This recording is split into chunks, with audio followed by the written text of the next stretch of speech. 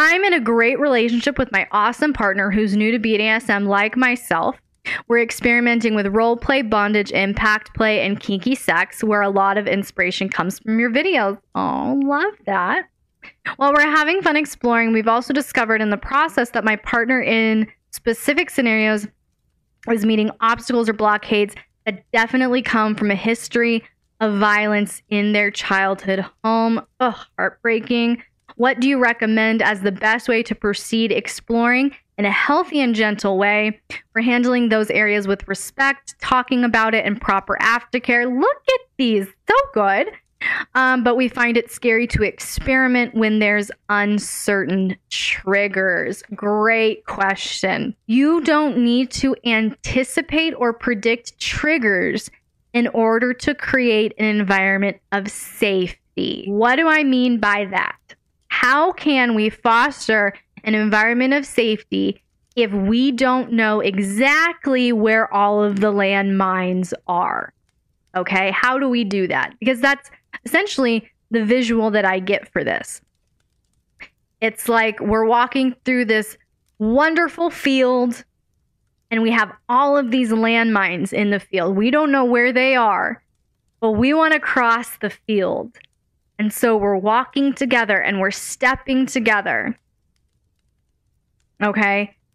And we don't know when something might go and get explosive.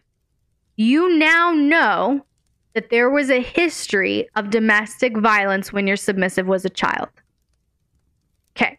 That is a huge piece of data that we can go forward with. And so me as a dominant, thinking this through, I would already start to see a potential pattern. And what I would see is that impact play will likely be a trigger. I would say that any form of CNC play, ravishment, will probably be a trigger. Any degradation or humiliation will likely be triggers. And age play might be a trigger, or it might be really, really beneficial. That one's up in the air. So these are things that I would already take note of. And so if we're going into these scenes with some of those elements, like Graham was saying, extra check-ins. And I would really go out of my way to voice this to my submissive and to reinforce this with my check-ins, my behaviors, things like that, saying, you know what? We might, as we start playing, I'm doing everything I can to keep you safe and honor you and respect you. And I know that you trust me to do that. But I also know that there's some history here. And you might experience an unanticipated trigger as we play. Maybe today, maybe not today, maybe going forward. But I just want you to know, my submissive, that you're not alone, that you're safe, that you have the power here. You have your slow word, you have your safe word, you have your stop sign, and those are your tools to use anytime you need to use them. And you're safe. So if things start getting too intense, then please, I want to hear that slow word. I want to hear that slow word, okay? And don't feel ashamed. There's no shame if you have to use your slow word, okay? I'm going to love it if you use your slow word. I'm not going to feel like you're failing. I'm not going to feel like you're a bad submissive.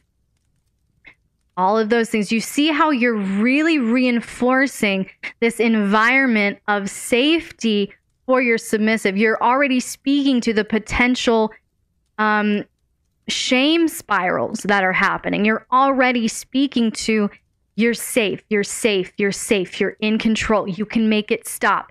And those are all narratives that we as trauma survivors, we've never had that luxury.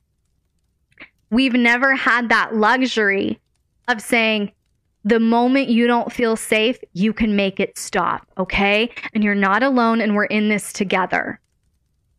That's the opposite narrative that we find with abuse and with trauma.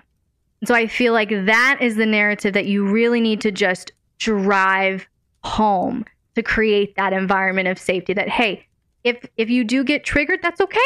That's okay. We will work through it at that time.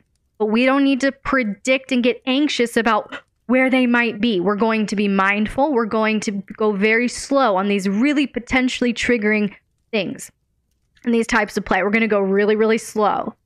And we're going to communicate and communicate and communicate. But I would also just really create that environment of autonomy and control for your submissive, really, that they feel like they are in control of when this stops, of when the play stops, etc.